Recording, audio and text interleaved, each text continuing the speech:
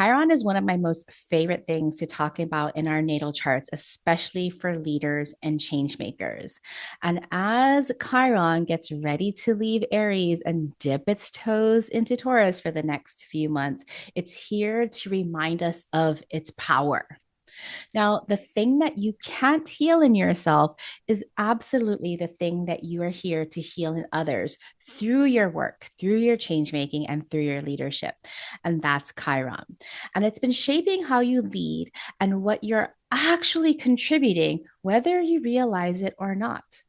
You may have been taught to hide behind your credentials, but seriously, your greatest gifts in leadership come straight from your most painful wounds. And that's what Chiron the Wounded Healer teaches us. In part one of this four-part Chiron and Taurus series, I want to show you how your deepest wounds become the greatest gifts you lead with. I'm Leslie Tagorda, a business astrologer and creator of the Astro Brand Method, blending more than 20 years of brand strategy with the precision of astrology to help entrepreneurs and underrepresented leaders make their mark. Like I was saying earlier, Chiron is one of my most favorite things to look at in our natal charts. In this first part, we're going to be looking at what Chiron reveals about the gift in your leadership and brand. In the second part, we're going to map the story of Chiron to the hero's journey of your leadership and entrepreneurship. In the third part, we're going to look at what Chiron in Taurus wants late Gen Xers and early millennial leaders to know. And lastly, in part four, we're going to look at what Chiron in Aries healed for us Gen X leaders before it moves on. So let's get into part one, what Chiron reveals about the gift in your leadership. Now, Chiron, the wounded healer, when we look at this kind of archetypal process in our leadership, it really truly represents the things that you can't heal in yourself that you can heal in others.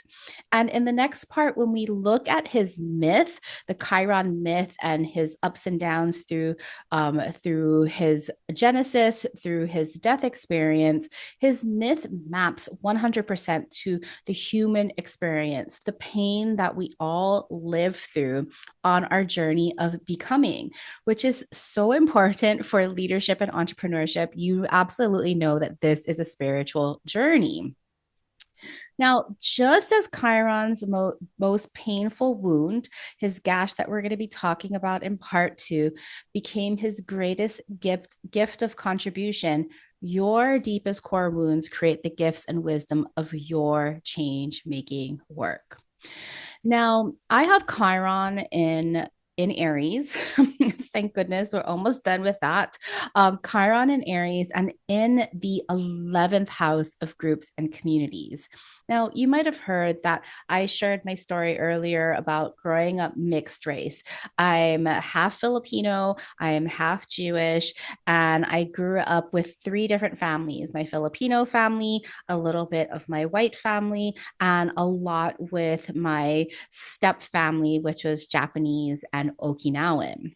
Now, because I was constantly code switching, in my Filipino families, I was often called the haole, which in Hawaii, haole is a slang word for the white person. I'm clearly not a white person. And in my Jewish family, I didn't even meet my own grandfather until I was like 4 or 5 because he didn't really want, I don't like, there's mixed stories in terms of like, why was he mad at my mom? Was for marrying a Filipino man, or was he was mad at my mom for marrying a guy who he knew was really playing the field? Who knows? He didn't want to meet me for whatever reason until I was much older, not as a baby. And when I got older and my mom remarried my Okinawan dad, while my Okinawan Japanese family really truly loved me, I learned how to speak Japanese. I didn't even learn how to speak Ilocano. While they truly loved me, it was obvious that I didn't look like them. And I always felt that kind of push and pull. And so from a really early age, for just survival, I learned how to code switch. I learned how to be more brown in my Filipino settings. I learned how to kind of like hide from like little microaggressions that my mom would shame me for when I came home from my grandma's house smelling of garlic because I was eating all the delicious food that my grandma made. And then I would go to like, my Japanese family's house and just I wanted to learn how to speak the language because I wasn't, like I was so different from them. Whatever this each of the situations was, I did my best to be a chameleon and to fit in.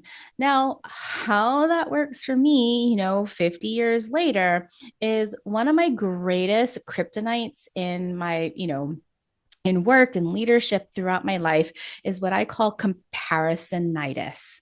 Because comparisonitis, comparing myself to who was around me and trying to be like them, copying and comparison and all of the frustration and despair that comes with it, I needed it because of survival. I did not feel safe to be me. We talk about family, but because I have these really big extended families, like in my Filipino grandma's house, we had 3 or 4 generations. We had uncles, we had aunts, we had all kinds of people living there. And when we would have these parties, we had all the second cousins, the third cousins. My grandma was like one of the second to the oldest of a family of 11 children. And all of those children, all those aunties and uncles, they were tight. And so we would have these small parties and then like 100 people would show up. And so when we think about the 11th house as our community, our friends, and our networks, this can also be looked at as our tribe. And so growing up in Hawaii, I had my tribe, my Filipino family, my Japanese Okinawan family, and then my small white family from my mom and her sister and her parents when they lived there when I was really young. And so trying to survive in this tribe really impacted me because I was this mixed child that fit in but didn't fit in.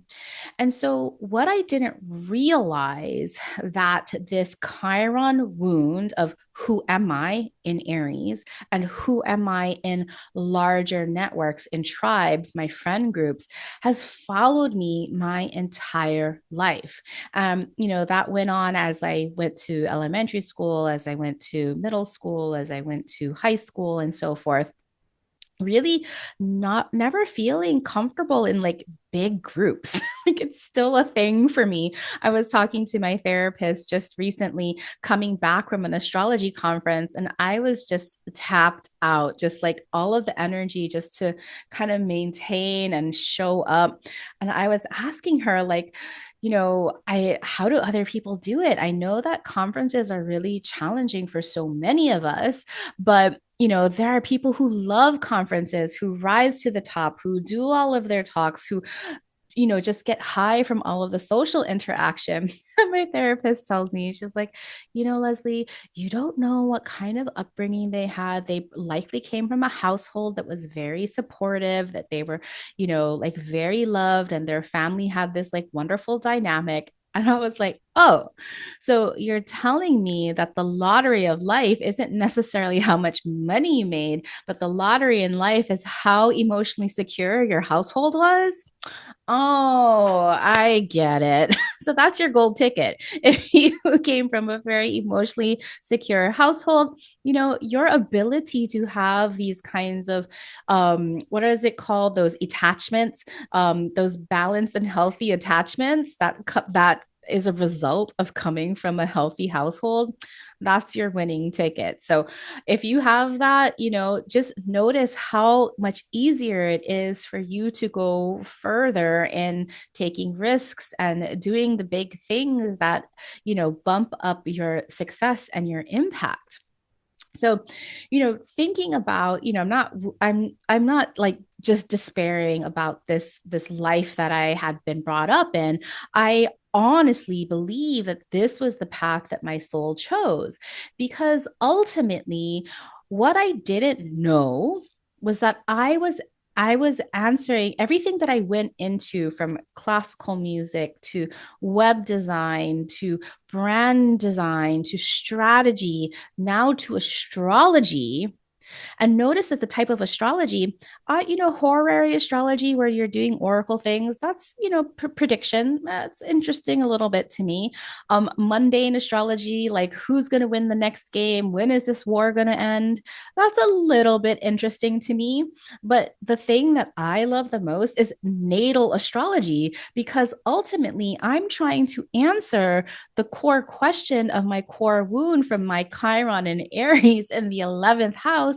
Who am I? And who am I in these larger networks, AKA leadership and community?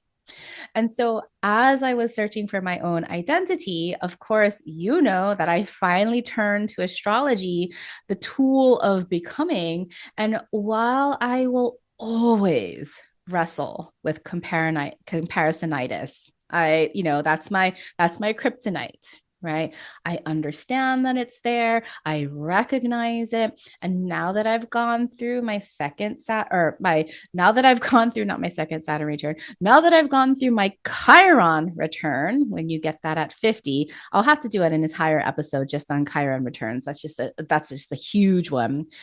I can accept that I have this wound and not run around trying to save everybody, not running around trying to save myself, and just say, oh, look, there's my comparisonitis coming up again.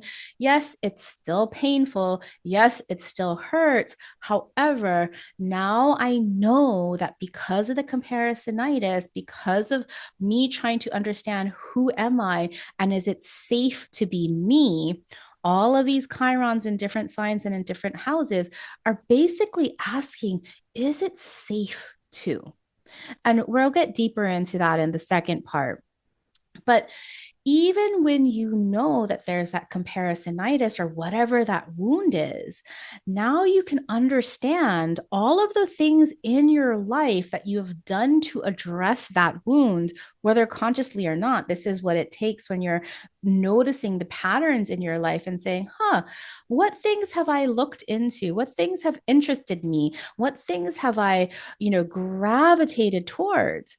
And for me, all of these self assessments, all of these like becomings, all of these ways of understanding myself, and then in work, how to present myself through branding, all of these questions, all of these skills that I've ultimately picked up was to answer that Chiron and Aries question. So, what is that for you? Right. So, again, for me, after 15 years of building brands and websites, I finally started integrating astrology and strategy. And that was how the Astrogram method was born. Now, if I did not have these wounds, I wouldn't have my Chiron gift. Now, my Chiron gift, some of us have, weightier Chiron gifts than others, but Chiron ultimately says, hey, this is your superpower. This is your gift if you're willing to look at it that way.